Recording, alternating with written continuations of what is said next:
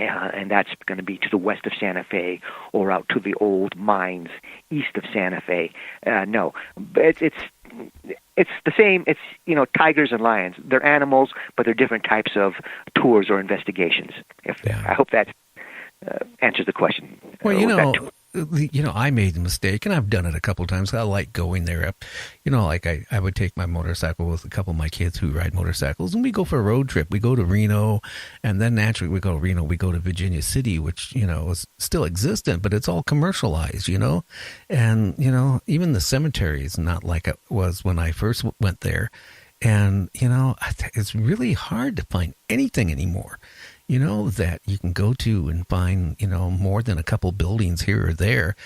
Like I was telling you on the phone before we went live, I was taking pictures back around 2005 of this one old farmhouse, old gas station building combination right there, I think it was in Nevada.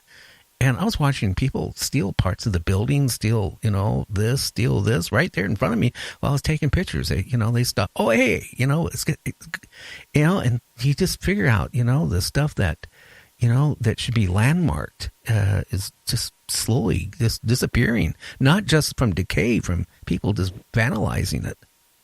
Yeah, that's how come was very vague about the location of some of these ghost towns. Now, unfortunately, or fortunately, whichever way you want to look at it, is some of these ghost towns are intact, but they're so far on up that people don't know about it. But I don't want to give people, Billy Bones's map for Treasure Island to go and raid the place. And also, these ghost towns and mines, they're now on private property and there's security there. Some very wealthy people from back east have bought large tracts of property, and that's their kingdom. And of course, too, when you're out there, it's just not only paranormal you got to watch out for, because of with society now, sometimes you run across a portable meth lab people on out there. So you've got to there's still some Wild West type of adventure on out there. But I know what you mean about places being desecrated, and one of the big things that I've got that's a negative is people taking gravestones or old wooden markers from cemeteries. Oh, yeah. That bothers me. Now, okay, to me, I run hot and cold on other aspects of cemeteries, but as far as people taking it and putting it into the garage, that bothers me. Well, maybe when they do that, maybe after that their luck and their life changes, and hopefully it's called payback. And maybe, I think that's one of the worst things you could do is go to somebody's grave and decimate it, steal the, the marker or what have you, or whatever is left, and take it. I mean, not just that. I mean, how can I say it? That's your last thing of when you lived, that it tells you, the world, that was you. Right. Yeah. Well, there has been some people that I do know that have had karmic debt with what they've done in some of the places that they should not have pilfered, and they've run into some problems there. And also some people with lower mental wavelength, if you will, lower emotional levels, with what they've done, they've attracted negative energies around them. Yeah, they could front you that they're okay, that they're a good guy, this kind of stuff, but once they go on out there and they start doing what they should not be doing, it's as if they've attached a pilot fish to like the old Jacques Cousteau documentaries of the shark, the sand shark, having X amount of pilot fish attached to it. So there is a scale that balances on out for bad deeds when it comes to the paranormal. Oh, yeah. Well, like I said, paybacks, I can say this, we're not ruled under FCC. Payback's a bitch. So, I mean, you know, that's one thing you don't want to do is just rob from somebody's grave. I mean, that, you know, that's probably as bad as seeing somebody dead on the road and grabbing their wallet and taking their last $2. I don't know. It amazes me that what people do, you know. I just haven't seen it there. I've seen it other places, too. I went up around 2002, the Canadian Rockies. I mean, a friend, you know, taking pictures of what was left of ghost towns. Same problems, you know. We talk to the authorities up there, and they say, "Hey, anything of value has been stolen. It's long gone." I mean, back in around the early 2000s, I guess gas pumps were very, you know, popular. So old abandoned gas stations, you know, old signs, gas pumps like that. The very first thing that gets stolen. Yeah, there was some old Route 66 signs, and this is, gosh. Okay, Route 60, when they were building the interstate, 1971, I guess they completed it. But in the late 60s into the early 70s, these old, beautiful Route 66 signs, yeah, they were stolen. And again, too, I got a special place in my heart for old Route 66 memorabilia. And I thought, geez, you know, for you to chop down that sign and take it, or just get your pickup truck and just run it on over and put it into the back. No, that rubbed me the wrong way as well. No, just as bad as the people, you go to their house, right, and they got this big railroad crossing thing in their, you know, attached to their garage. And you say, hey, where did you get that at? Oh, I was driving and I saw it on a road. And, you know, basically did the same thing, backed into it, knocked it over and took it. Yeah, just think about maybe some poor sucker, you know, crossing that road, right, and the train hits him. I mean, people don't think about that stuff when they do that. They just don't. They just grab and, oh, they got to have it. And, you know, it's just, I don't know.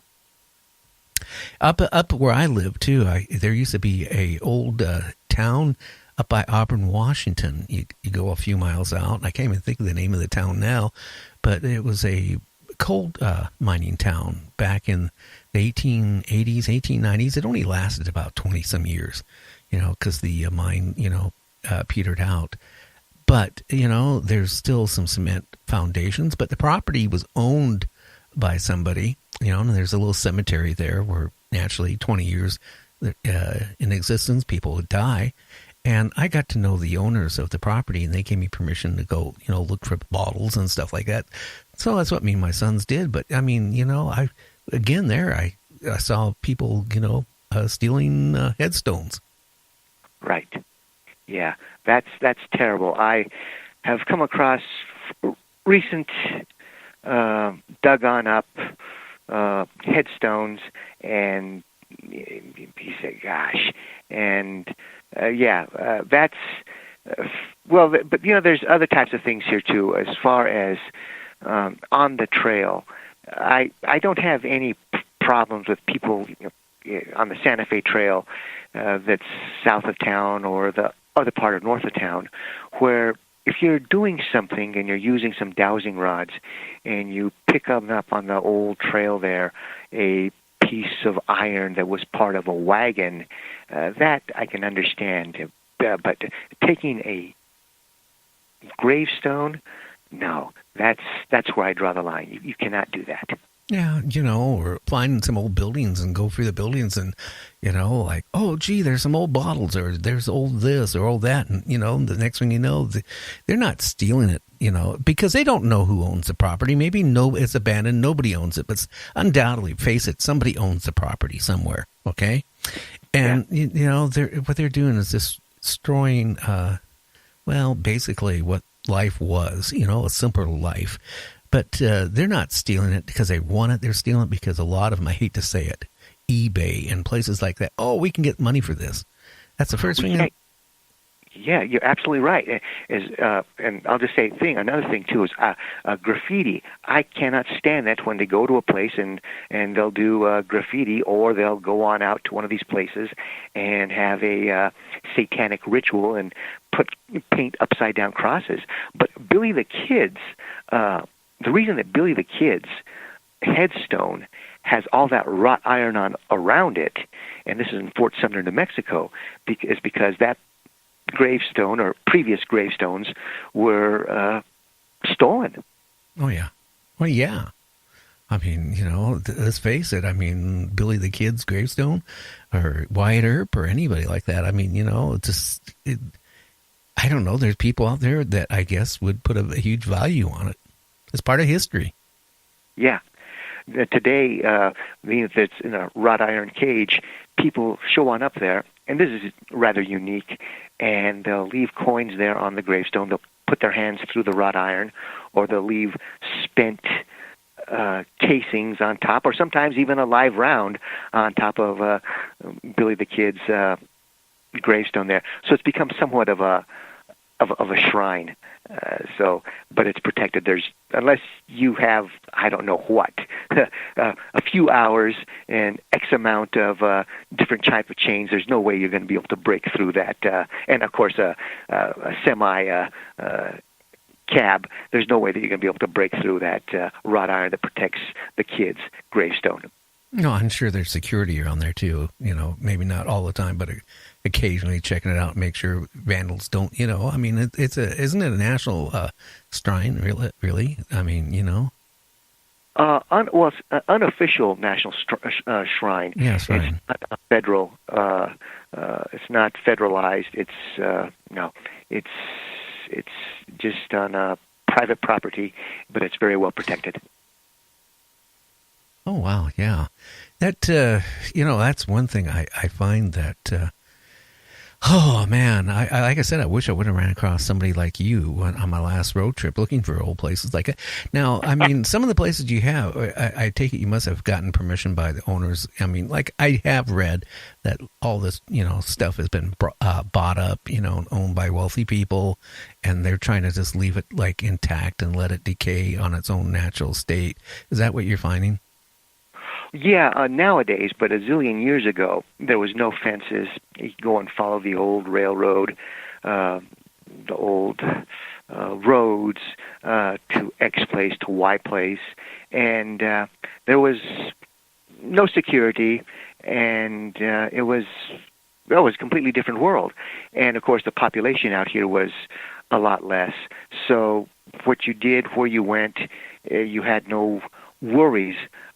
Your only worry was if your Jeep broke down, or if your motorcycle broke down, or something to that effect. You're going to have to leg it on out, or if you're with pals, you're going to have to leg it out together. But yeah, back then, tribal police were non-existent, private security, there was no such thing. So you were able to go on out there and just really enjoy and explore. And of course, you'd get old maps, past Dutchman's Flats, and there are these mines. Let's see if we can find these mines. Or on over here is where the old crossing was, and let's see if we can see part of the old landing. All kinds of things that you'd go and explore. So it was, kind of like the Southwest version of Tom Sawyer exploring. Oh, wow. That's another thing, too. I just saw, where they used to film Gunsmoke? Not there in the studio, but they're out studio. It's not much of that, too, because, again, I guess now it's on private property. But, again, vandals came in and basically, even the movie set, tore it down pretty much by stealing anything, the props and stuff that was there, just because they wanted souvenirs. Yeah, you're right about that. But here in to the west of Santa Fe, there are still some movie ranches, and I still work as an actor, and these movie ranches do have private security now. They've learned their lesson from what happened in California and up there by Topanga and Bishop, California, etc. But one of the things about these movie sets, for example, if you see that movie from 1968 on DVD, Hang 'em High with Clint Eastwood, there's some very good panorama shots. But you can't get those panorama shots anymore because now there are these houses up in the hills. So you're going to have to use the camera in such a way so you're just concentrating on the set itself, X amount of yards, degrees on up from the camera, because if you go any farther, far away, you're going to see the glint of the windows of these houses up on the hills that, well, are part of the Sangre de Cristos or the Ortiz Mountains, etc. So yeah, some of those old movies, let's say like 1958 Cowboy or Hang 'em High, or yeah, those panoramas, they're not there anymore. Yeah. Now, the beauty of this country, we lost a lot of that. And let's just face it, I mean, people want to move away from the city and they move way out. And speaking about moving way out and stuff, how about like missing people?